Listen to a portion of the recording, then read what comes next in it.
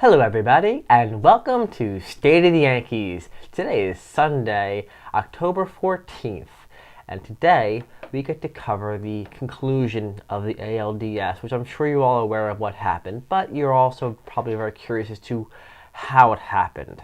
You saw the result, but let's dive into it a little bit and give a little bit of recap and closure to the season. Then we'll go ahead and give some predictions for the World Series. But before we get into any of that, just to have a little fun, today I decided to wear for this week's filming this shirt, Field of Broken Red Sox Dreams, Yankee Stadium, as a little bit of a taste of irony, because in 2004, the Red Sox ended the Yankees season in Yankee Stadium. And what did they do this year? 2018 ALDS, they ended the Yankees season in Yankee Stadium. So, as a little bit of twist of irony, I'm calling Yankee Stadium Red Sox Broken Dreams, even though they broke our back. Okay, so having had a little fun with that, recap of the ALDS. So, we unfortunately did not win. We split Boston in the first two games in Fenway, where Tanaka pitched brilliantly to tie the series 1-1. And we came back to New York, where I was fully hoping and expecting New York would take care of business on their home turf, show the Yankees or the Red Sox who's boss in Yankee Stadium, and either end the series in our favor or take it back to Boston for a one-game showdown. Unfortunately, our pitching did not give us that opportunity. Severino, who was lights out the first half of the season, going like 12-2 with a sub-2 ERA, and was just very poor the second half of the season, to be nice about it. He got literally shelled in Game 3, giving up 6 runs in 3 innings. Now, whether he had an actual problem that he needs to address or he just can't handle the spotlight remains to be seen. But they let Boston win 16-1. I mean, we just stunk on all aspects of the game. Pitching was horrible, 16 runs. Offense was non-existent, 1 run in 9 innings. It was just a game that was so hard to watch. It really was. Oh my goodness. Everything that could go wrong did go wrong. And of course, I'm sure it made Boston fans elated to see them shell New York in New York. Because I remember in 2004 ALCS, Game 3, when we shelled Boston in Fenway, 19-6 or something like that. Some outrageous score. Granted, we didn't win the series, but that's irrelevant. The point of the matter is, I went to bed that night feeling very, very, very satisfied, just completely killing Boston in their own turf. So, knowing how that feels on the other foot, I'm sure Boston was quite thrilled about that performance, and it was just not fun for a Yankees fan. Coming back full circle, Sabathia, it was projected was going to be on a short leash, according to Boone in his press conference, saying this is a winner-go-home game here, where no one's going to last very long, we're not taking chances, etc., etc., etc. What ended up happening was Sabathia pitched the first 2 innings soundly, got out of them relatively unscathed, no runs in the first, I believe. But then in the 3rd inning, he started running into trouble, and instead of getting anybody warmed up, he just left them in there. And then he proceeded to give up 3 runs. Now, he was relieved in the 4th inning by Britton, who gave up another run. But now you're at a 4-0 hole against Boston, who just literally shelled us the night before. Our bullpen, granted, was playing a lot better caliber pitchers, because you're trying to win the game. And in Game 3, when you're getting shelled that badly, you're not bringing out your top guns. You're just trying to hope somebody other than your Chapman or your Britton or some Robertson can hold the lead, and it just didn't work out. In Game 4, however, he wanted to give the offense an opportunity to try and get back into the game. And to their credit, they did do a good job. Although it came all the way down to the ninth inning, 2 outs, down 4-3, and it was just too little too late. Unfortunately, that's the way the cookie crumbles at some point. In an ALDS footnote, our weakness this whole season, and highlighted by the division series, has been our starting rotation. Our offense has the ability to hit. They've shown it with a league-leading number of home runs at like 267 or something like that nature. So they can hit, but they can't do much if your pitching just doesn't give them a chance to do anything about it. It's hard to come back when you're in a big hole early on, especially when you're going into the playoffs and you have the best of the best of the best in these games.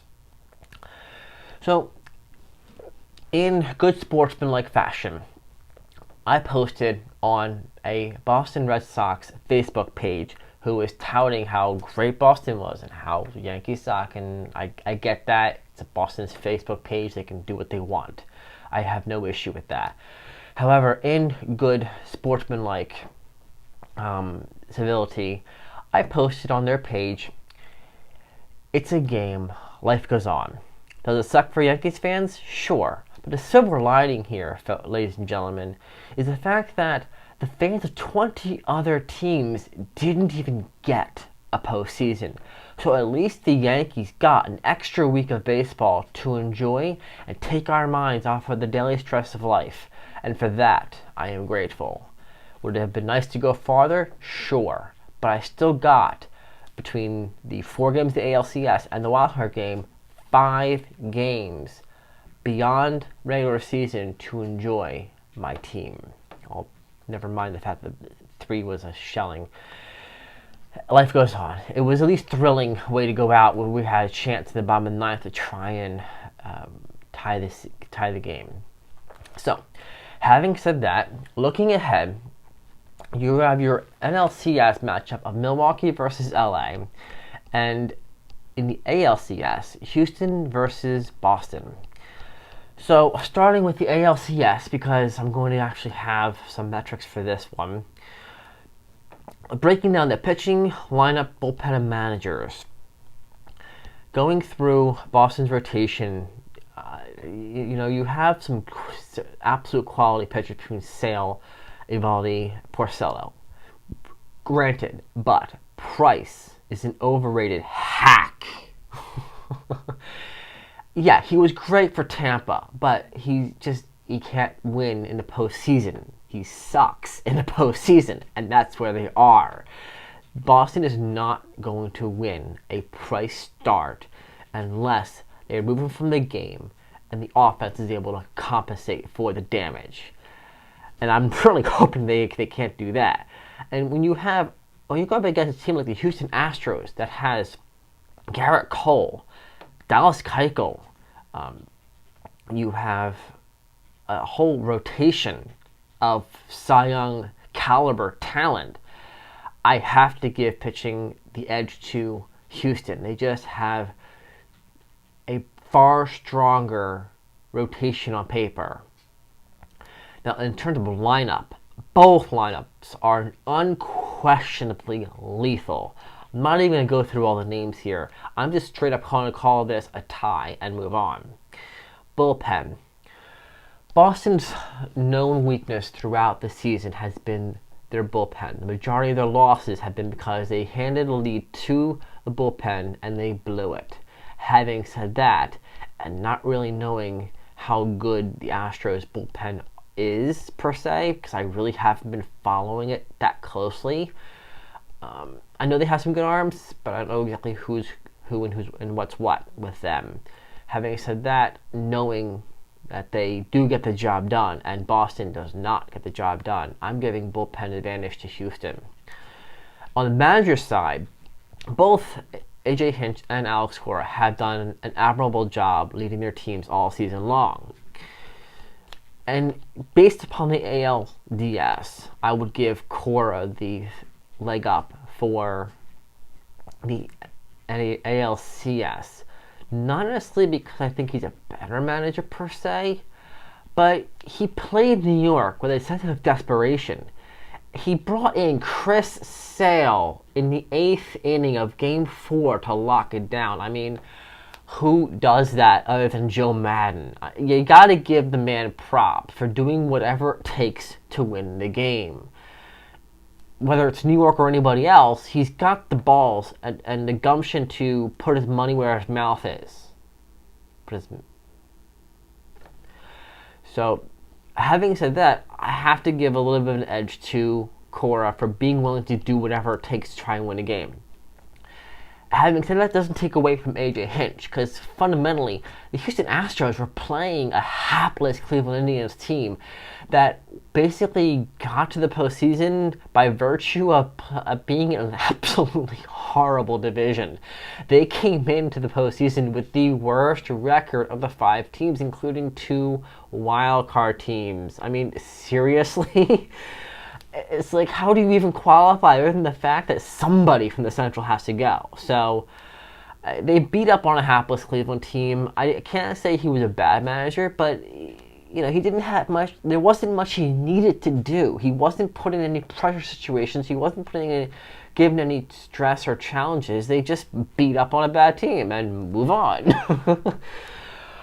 So, I predict this is going to be a Houston win over Boston. From an objective standpoint, I predict Houston. From a subjective standpoint, without even looking at any numbers, I just plain want anybody but Boston. So Houston is as good as anybody for winning the pennant from the subjective standpoint. Now, on the NLCS standpoint, you got the LA Dodgers versus the Milwaukee Brewers. Now, I don't generally follow the National League all that much. I don't really talk about them much because I don't like to discuss teams I don't know that well. And LA obviously made some big moves to trade deadline, bringing in Manny Machado. So obviously they have high hopes. And Dave Roberts is, I guess, a decent manager. He's kind of managing a team loaded with talent. So, I mean, if they didn't do well, it's like sort of a slap on his hand more than a praise that they do well kind of thing. Like, I'm reminded of a quote by Reggie Jackson in the 1970s in which he told a reporter that, you know, if he goes 4 for 4, he's expected to do that. No one gives him extra accolades, but if he goes 0 for 4, everyone shells him because he's Reggie Jackson. So LA is more or less, with the talent they have on the team, kind of expected to do well, especially considering they went to the World Series last year. But I'm really just not going to side with LA. I feel Milwaukee is sort of the miracle team this year. They have some names that are brand names, like Christian Yelich of the Miami Marlins last year. They brought him in, and they have some other quality talent, Lorenzo Cain and others. I don't know the whole lineup, but the fact that they kind of came out of nowhere, challenged for the division, won the division, and now we're on like a 12 game win streak or something of that nature, it's just impressive, and I give them a lot of credit for that. On a subjective note, the audio commentator for the Milwaukee Brewers is Bob Uecker. You may know him as the commentator for the Cleveland Indians from the movie Major League. Major fan favorite of that movie. So for both those points, for both having Bob as your audio commentator as well as Milwaukee being a miracle child team, I'm rooting for them to not only win the NLCS, but actually win their first World Series championship for the first time in a long time. So please let me know what you think about what I think. Please leave your comments in this field below. I'd love to hear about you. Love to hear what you think. Love to know what you want like to have covered during the off season. And if you guys want a breakdown of Aaron Boone's first year as a manager or off-season moves, free agents available, any of those things, please post in the comments below. I'd be happy to take on any of those questions in off-season State of the Yankees reviews. Until then, have a great night. Enjoy the Boston-Houston game tonight. Go Houston! Bye!